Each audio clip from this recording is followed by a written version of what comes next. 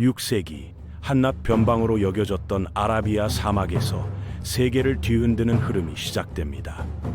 낙타와 바람뿐이던 이 땅에서 불과 몇 세기 만에 초거대 문명이 탄생해 유럽, 아시아, 아프리카를 뒤덮게 됩니다. 어째서 이곳에서 그토록 빠르고 거대한 변화가 일어났을까요? 아름다운 문화와 피비린내 나는 분열이 공존했던 이슬람 천년의 역사를 지금부터 따라가 보겠습니다.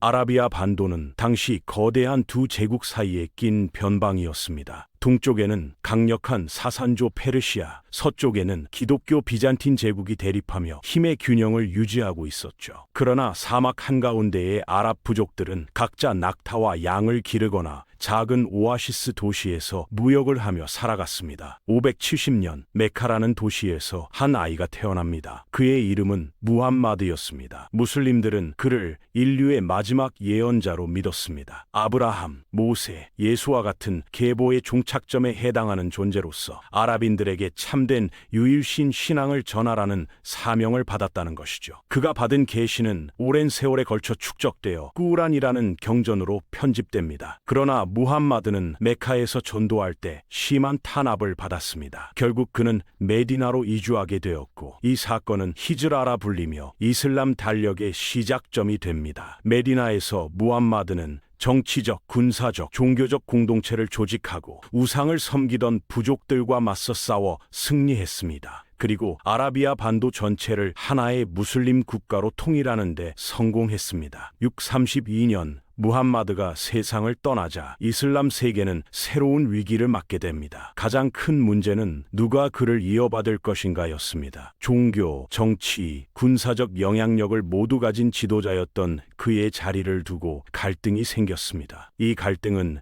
이슬람 역사를 관통하는 종파 분열의 불씨가 됩니다. 무함마드의 후계자들은 칼리프라는 칭호를 사용했습니다. 이는 대리인을 뜻하는 말이었습니다. 초대 4명의 칼리프는 올바른 길로 인도된 자라고 불리며 이상적인 통치자로 여겨집니다. 그들은 행정체계와 조세제도, 관료직 등을 갖춘 최초의 무슬림 국가 체제를 만들었습니다. 이 시기 무슬림들은 놀라운 속도로 제국을 확장했습니다. 단숨에 이란에서 북아프리카까지 영토를 넓히며 비잔틴 제국의 거대한 땅을 빼앗고 사산조 페르시아를 멸망시켰습니다. 하지만 이 시기는 내부 갈등이 심각했습니다. 4명의 칼리프 중 3이 암살당할 만큼 정통성과 통치 문제로 분열이 심각했죠. 특히 무함마드의 사촌이자 사위였던 알리 이븐 아비 탈리브를 중심으로 갈등이 일어났습니다. 그의 지지자들은 무함마드가 직접 알리를 후계자로 지명했다고 주장했고, 이를 바탕으로 오직 그와 그의 후손만이 정당한 통치자라고 믿었습니다. 이 집단이 시아파의 기원이 됩니다. 반면 이를 반대한 세력은 선출 중심의 지도 체계를 옹호하며 순위파로 발전합니다. 정치적 갈등은 곧 종교적 분열로 번졌습니다. 661년 시리아 기반의 우마이야 가문이 권력을 잡으며 이슬람은 새로운 국면에 접어듭니다. 그들은 90년간 통치하며 이슬람 수도를 메카에서 다마스쿠스로 옮겼습니다. 우마이야 왕조는 칼리프직을 세습제로 만들어 중앙 권력을 강화했습니다. 또한 중앙아시아부터 이베리아 반도까지 영토를 확장하며 거대한 제국을 형성했습니다. 하지만 732년 투르 전투에서 프랑크족에게 패배하면서 서유럽으로의 확장은 막혔습니다. 이 패배는 유럽이 이슬람화되는 것을 막은 결정적 전환점이 되었죠. 그럼에도 칼리프 압둘 말리크는 통치 기반을 굳건히 다졌습니다. 고도로 정비된 행정 시스템, 중앙 집권 강화,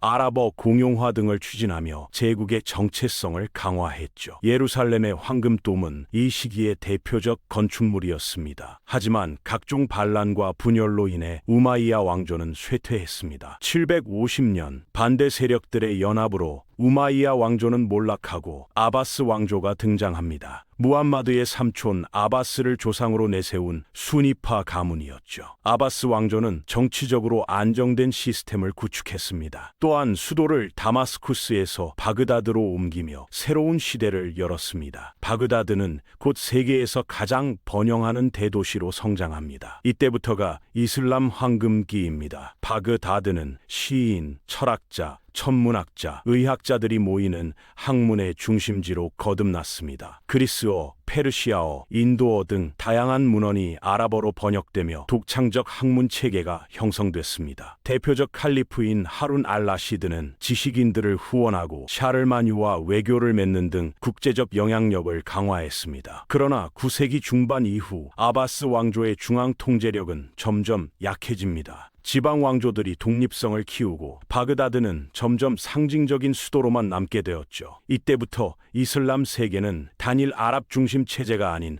다문화적 문명으로 변화합니다. 서쪽 이베리아 반도는 우마이야 왕조의 잔존 세력이 통치했고 동쪽에는 페르시아계 왕조들이 등장하며 아바스를 견제했습니다. 945년 시아파 부이 가문이 바그다드를 점령합니다. 하지만 아바스 칼리프를 폐위시키지는 않고 실질적인 지배만 행사했습니다. 동시에 북아프리카에서는 시아파 파티마 왕조가 등장해 카이로를 수도로 삼고 세력을 확장했습니다. 이들은 아바스 왕조를 무너뜨리려 했고 이를 통해 시아파의 정치적 정체성이 더 강화됐습니다. 10에서 11세기 중앙아시아에서 기후변화와 정치적 혼란이 일어나며 투르크계 부족들의 대이동이 촉발됩니다. 1055년 수니파 투르크계 가문인 셀주크가 바그다드를 점령하며 부이 왕조를 몰아냈습니다. 그들은 술탄이라는 칭호를 사용하며 중동 정치를 주도했습니다. 1071년 셀주크 술탄은 만지케르트 전투에서 비잔티를 격파하고 아나톨리아를 투르크인의 땅으로 만들었습니다. 1095년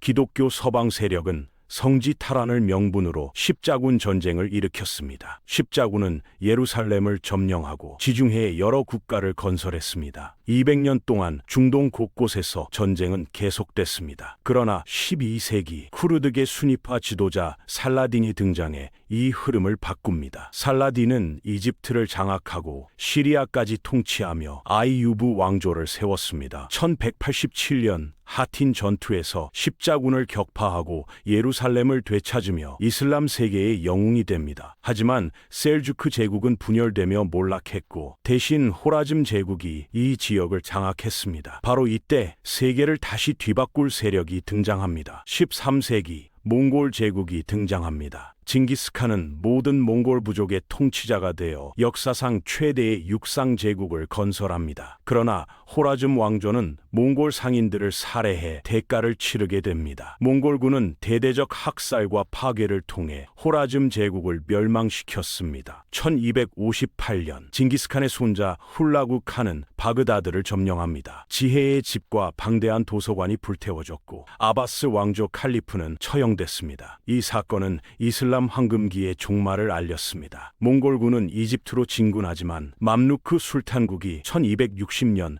아인 잘루트 전투에서 몽골군에게 첫 패배를 안기며 저지합니다. 이 승리로 맘루크는 이슬람 문명의 수호자라는 명성을 얻었습니다. 13세기 후반 몽골 제국은 여러 왕조로 분열됩니다. 일부는 이슬람으로 투르크어를 받아들였습니다. 이후 일칸국이 들어섰으나 14세기에 들어서며 티무르 제국으로 교체되었습니다. 티무르는 무자비한 정복과 화려한 문화 후원을 동시에 보여주며 독특한 통치를 펼쳤습니다. 1300년대 아나톨리아에서는 새로운 세력이 발흥했습니다. 바로 오스만입니다. 오스만과 그 후손들은 비잔틴 제국과 싸워 터키 지역을 장악하고 발칸 반도로 세력을 확장하며 1453년 오스만 술탄 메흐메드 2세는 콘스탄티노플을 함락하여 비잔틴 제국을 멸망시킵니다. 이 사건은 흔히 중세의 종마로 여겨질 정도로 세계사적 전환점입니다. 1517년 오스만 술탄 셀림 1세는 맘루크 술탄국을 정복하고 자신을 칼리프로 선언합니다. 동쪽에서는 시아파 사비 왕조가 이란을 인도에서는 수니파 무굴 제국이 번성했습니다. 이 세 국가는 화약 제국이라 불리며 근세 초기 이슬람 세계를 양분했습니다. 오스만 제국은 약 600년간 존속하다가 1차 세계대전 후 역사 속으로 사라졌습니다. 사막에서 태어나 세계로 뻗어나간 이슬람 문명, 그 흥망성쇠 속에는 거대한 정복과 뛰어난 지식, 그리고 끊임없는 충돌이 공존했습니다. 1000년 전 일어난 변화의 물결은 오늘날까지도 전 세계 곳곳에서 계속해서 영향을 미치고 있습니다.